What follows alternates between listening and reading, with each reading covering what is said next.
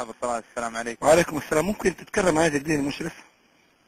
اي خدمة يا ابوي؟ اقول لك جدني كلمت زميلك ايوه وما سوى لي شيء، من اسبوعين اتكلمت وما سويتوا لي شيء. طيب. انا صلي على النبي. اللهم صل. تبغى تخدمني اديني اعلى من المشرف، ابغى مديركم.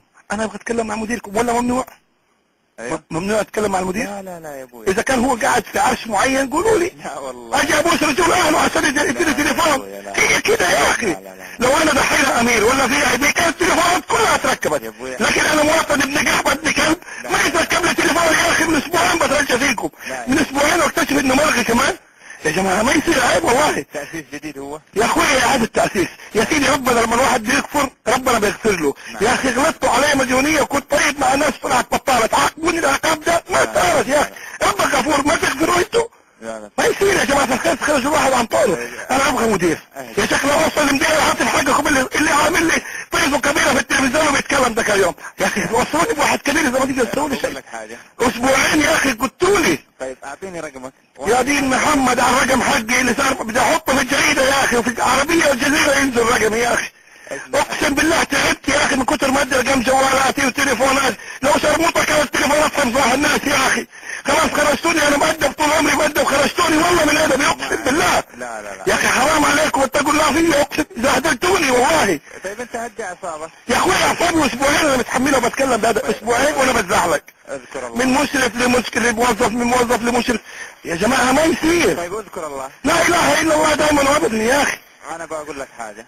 شوف انا ما اصدقكم بصراحه كده. طيب معلش. ما عندي استعداد اصدق واحد فيكم، كذبتوا علي اسبوعين. طيب المرة هذه ما بدي اديني والله. ابغى المدير الكبير الطرطور اللي قاعد اتكلم. اسمع والله يعطيك. ما اصدق احد، لا تحلف. اسبوعين ما ربطوني. اسمع والله يعطيك اللي تبغى، بس ابى اشوف، بس اطلع اشوف. حتطلع عليه حتلاقيه ملغي وتكذبوا علي البارح. يعني بصراحه بوصل اليوم بكلم واحد قال لي ابويا ملغي.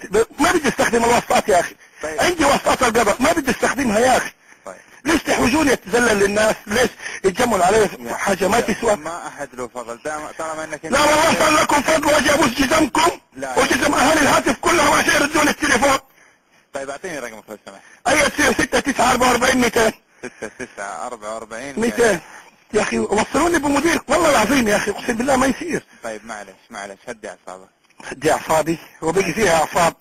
هو باسم مين التليفون؟ باسم ابن الكلب هشام عبد الرحمن باراجة، ابن الحرام هشام عبد الرحمن باراجة، المرمط عندكم هشام عبد الرحمن باراجة، اللي مرمطينه اسبوعين هشام عبد الرحمن باراجة. يا اخي تعبت من كتر ما تسألوني هويتك تليفونك، ما باقي تقول لي اسم مراتك اسم اولادك مطلق كم مرة متجوز. ايش تبغوني اقول لكم اكثر من كده؟ طيب لحظة معي.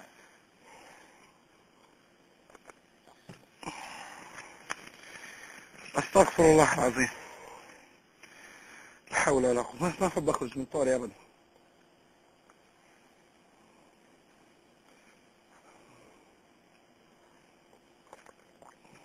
قضية التليفون صار عندي. ارفعها امين العام للامم المتحدة هناك عشان يحلوها، وبوش واوروبا والاتحاد المجلس الاوروبي وحقوق الانسان وعشان يرد التليفون.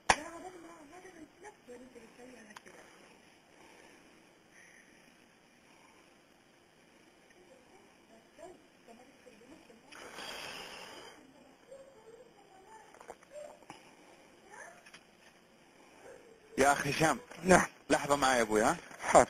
مستني اسبوعين مستني.